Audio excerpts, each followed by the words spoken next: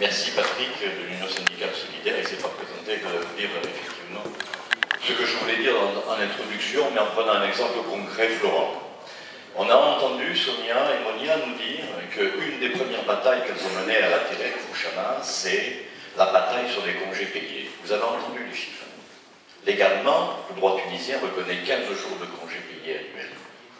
Le patron de la TECOER, riche à millions, qui vous exploite, à la TECOER ici, qui surexploite les travailleurs, eux leur disaient 10 jours, pas un de plus. Or, tu sais, Florent, comme moi, que la grève générale de 1936 en France, qui a obtenu les 15 jours de congés payés, ici, c'est dans ton usine, en 1936, qu'elle a démarré à Toulouse. Et que le patron a été obligé de céder, ici, en France, après une grève générale, pour dire, voilà, pour débalayer les travailleurs des usines que les travailleurs occupaient, il n'y avait qu'une solution. C'est leur donner ce qu'ils revendiquaient syndicalement.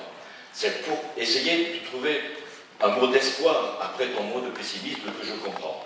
Avec un autre mot d'espoir. On était avec deux autres camarades du comité de soutien à distribuer à la Télé la Belge. C'est pas très loin d'ici, c'est à 15. Si demain vous êtes disponible, on ira faire un petit tour. Sans provocation. Mais je peux vous dire que sur les 250 tracts qu'on a distribués, Sonia et Monia, sachez-le, il y a eu quelques cadres qui l'ont refusé, une dizaine, avec des grosses voitures, vous savez, les gros caca. Et quand c'était les ouvriers, comme les ouvrières, comme vous inquiétez pas, elles écoutaient ce qu'on disait.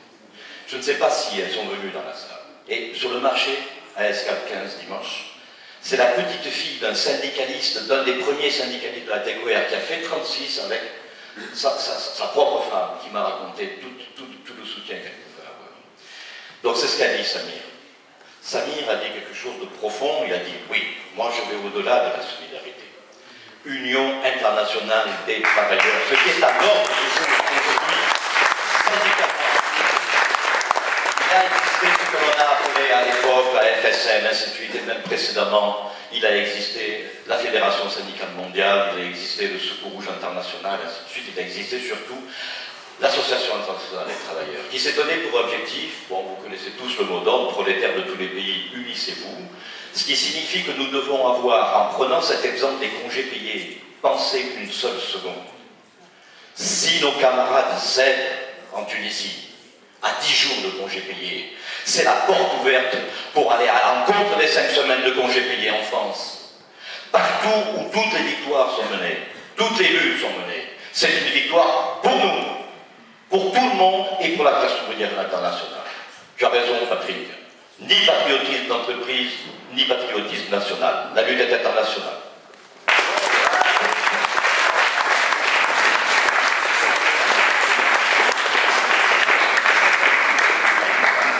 Sonia me rappelle à juste titre qu'au nom du comité de soutien, à ce moment-là, je quitte ma casquette du NPA, comme il y a des camarades qui partent, effectivement, nous avons prévu très sérieusement, et là c'est quelque chose de concret et de précis. Si je me trompe sur les chiffres, vous pouvez le dire.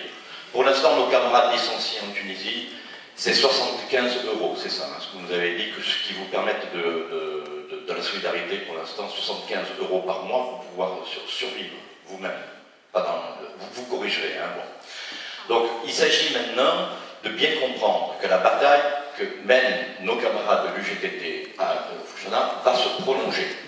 Il faut donc leur donner les moyens de pouvoir vivre avec les 10 salariés licenciés, avec l'ensemble de l'équipe syndicale, et donc participer financièrement à des collectes. Bon, on ne veut pas que tout le monde fasse comme le NPA, cela dit, nous avons pris la décision de verser 100 € pour cette fois-ci, et on invite toutes les organisations parties prenantes du collectif à le faire, et y compris individuellement ceux qui en ont les moyens, qui ont encore un travail et un salaire qui leur permet de verser massivement à la collecte pour qu'elles puissent partir en Tunisie avec le maximum d'argent pour pouvoir continuer leur lutte.